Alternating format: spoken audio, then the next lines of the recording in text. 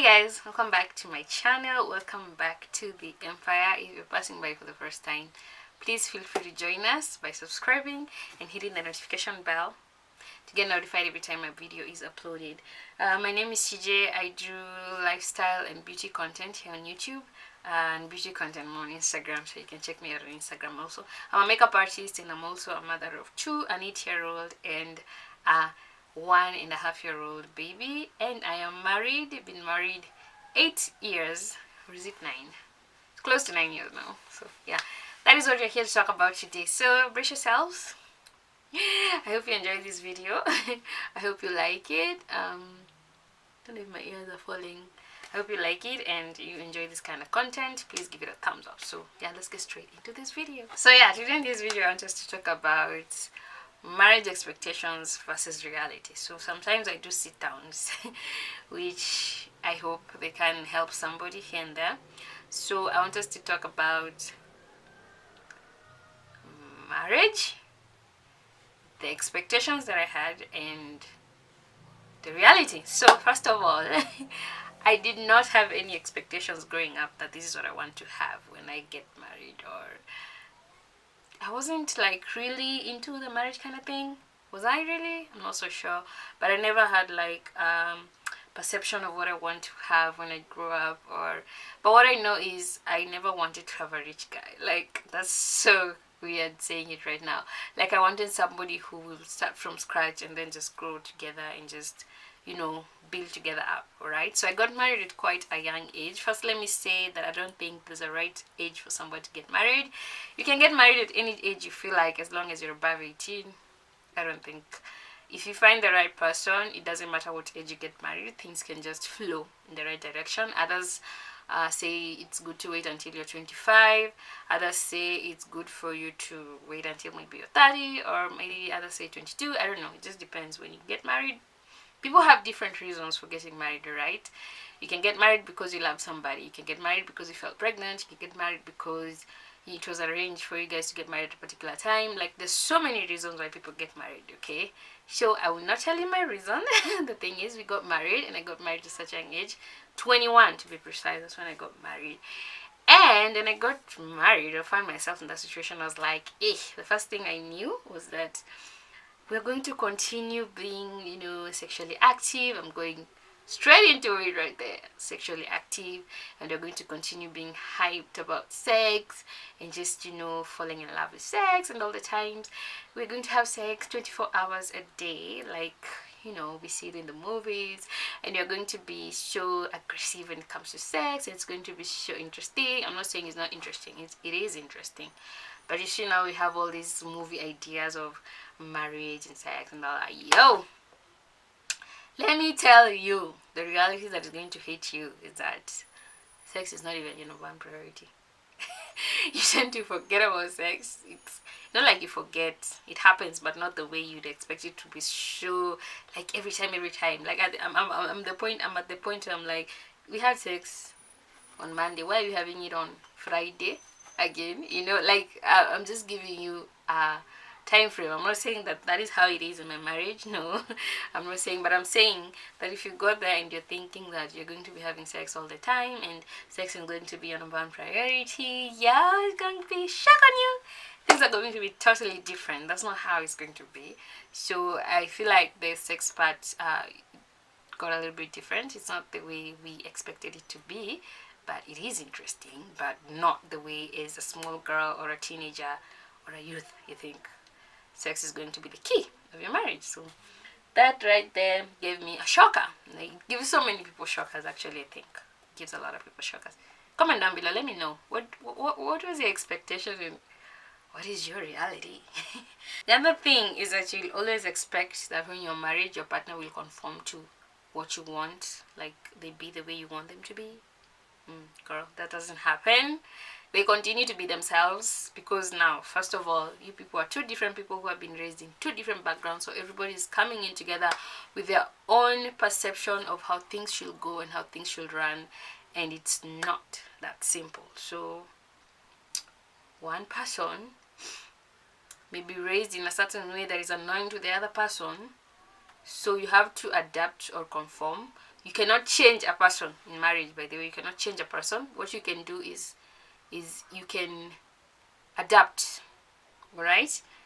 You both need to adapt in each other's ways, but changing them is a bit tricky. Even if they will change, it takes time, all right? So every day is a learning process. Every day you learn something new about your partner. Every day something comes up and you're like, what? We've been married 8 years. Which one is this one again? You know, like every day you learn. Every day somebody is a different person. Every day somebody is a new person. So that happens.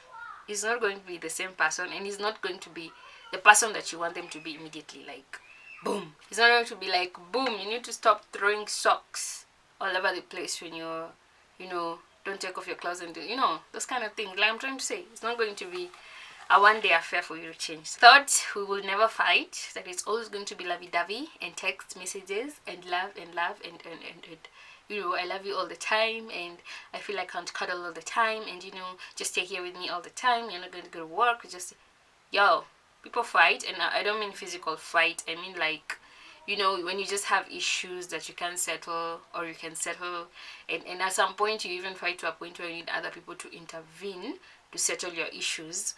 Not because you are physical or anything, but kawaida fights, like normal arguing here and there, like you're not agreeing on this, you're not on the same page here and there, and in so many times you might feel like, oh, maybe I made a mistake, I need to move out, I need to, it's not the right time for me to get married. But when you find somebody in a support system that you can, hey, it's not a must you go for therapy, like paid therapy. I think this is something that has been so much exaggerated that is even making people scared.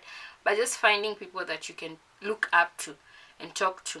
You don't have to have like a best couple because you went for marriage, you did a wedding, and so you have a best maid and all that. That's not what I mean. But you can have like someone you look up to, either your relative, either your mom and dad, or your uncle, just somebody older who has been in the setup a little while longer. So that will happen. You guys are going to argue. It's not going to be all love and all lovey-dovey all the time. That's not going to happen.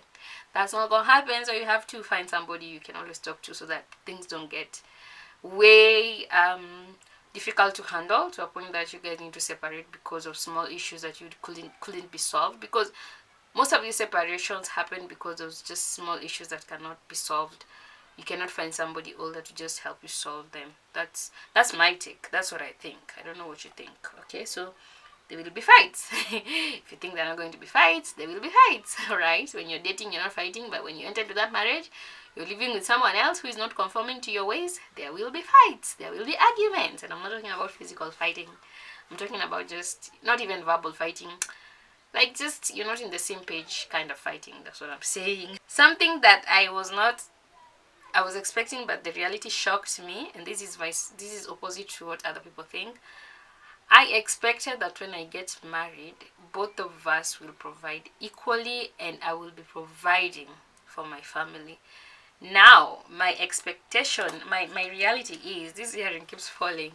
My reality is, I've gotten to a point where I am not able to provide, and this person is providing, and it makes me uncomfortable. So me getting used to being provided for is uncomfortable. Wow, that is so weird and contrary to what most people think. So my expectation was I would be working 24/7.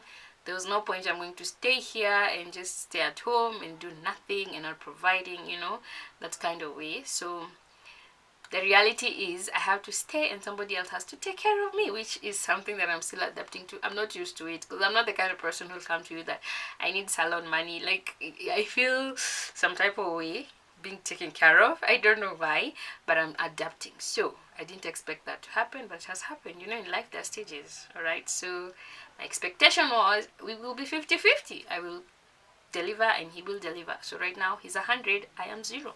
He's taking care of me, and I feel some type of way, but then again, these things happen and you have to adapt and you have to, conform sometimes. But all is well, all is good. being taken care of is a good thing, and I love it. So yeah. Another thing is finances. Like when you get married, you tend to think that now when you're married in a same unit, we're going to pull our finances together, put them in a joint account, do things together. Yes, we do that, but when we have a goal, we tend to save together towards that goal. But at the end of the day, we both have our separate financial stability and separate financial ways of doing our things. But now we come together, pull our resources, and have like what can I say, like we pull things together and just when we have a goal, we save towards that goal jointly. But then again, we have like separate ways of just dealing with our funds, because now having all your funds together sometimes can be tricky. It can be tricky. One person may feel like maybe I'm providing too much, or it's just way tricky. But there's openness, like this is how much I have and this is how much you have, but then again it's yours, it's mine, and then when you need to do something, we come together. That I did not expect that to happen, but that is what is happening. It happens like that sometimes. Other people have joint, I don't know if they have joint accounts and it works. My earring will not stay steady, but for us, that is what works for us. So when you get married, you just tend to find something that works for both of you, but both of you are comfortable with. All right? Yes. So one thing that I've learned, I don't know if I'm going to name these like 8 lessons I've learned in the 8 years of marriage, or my expectations versus reality, I don't know. But the last thing that I've learned for marriage to work is that you have to learn to be a good communicator. The both of you need to learn how to communicate to each other. Communication is the best way to keep a marriage, if I may say so myself. Communicate, make that person your best friend. Like me and my hubby, we are besties now. I gossip with my husband more than I can gossip with other people.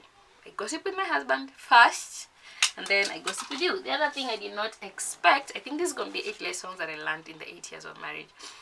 The other thing I expected is that if we are married and I have an issue with someone, it will be my issue and I don't have to involve my husband into it. That he doesn't have to have issues, the same person I'm having issues with. Contrary. If I have an issue with you, my husband automatically has issues with you, whether he has ever met you or not. That is how it is. If he has an issue with you, and I've never met you, and I see you and he tells me about you, I have an issue with you. That's what it is. That's how it is. He hates you, I hate you for no reason. I don't care. Just because my husband hates you, I don't like you. That's how it is. Like that is how the reality is. But the expectation was totally different. Like if I had an issue with you, my husband does. Nope. Another thing that I expected was that my friends are going to be his friends, and his friends are going to be my friends. Oh, that is contrary different. We do not share friends in any way. My friends are my friends, his friends are his friends. We have a mutual hi, and that's where it stops. We do not have this mutual relationship like I can hang out with his friends and he can hang out with my friends. That doesn't happen. So his friends remain his friends and my friends remain my friends. Yes, so those are the 8 lessons or 9 lessons that I've learned since I got married, and I hope it helps you. 8 years of marriage, 9 lessons learned through this whole process, and I'm continuing to learn. Every day is a learning process when it comes to marriage. There's no stopping to learn. You learn every day, you learn every minute, every single time. There's something new every day. There's something new to learn. So those are my experiences. I don't even know if I'm true giving you TMI, but you don't even know if it's true or it's not. But those are some of the experiences that I've learned. 8 years of marriage, 8 or 9 lessons that I've learned. My expectations versus my reality. So yeah, I'll see you guys in the next video. I hope you guys have enjoyed this one. If you like more of these sit down videos, please comment down below, let me know. Give it a thumbs up so that I may know that we can continue to do more of this. If you'd like your makeup done, I'm a makeup artist, please book me. You can check my Instagram at CJ's Empire, and also I have an online store coming up for my earrings, for the earrings that I'm wearing that are coming soon. It's going to be amazing. I'm going to link it up here. It's at Chains and Charms. So if you'd love to support my business, support me, please do that. I'll be so grateful. And yeah, I'll see you guys in the next one. Bye.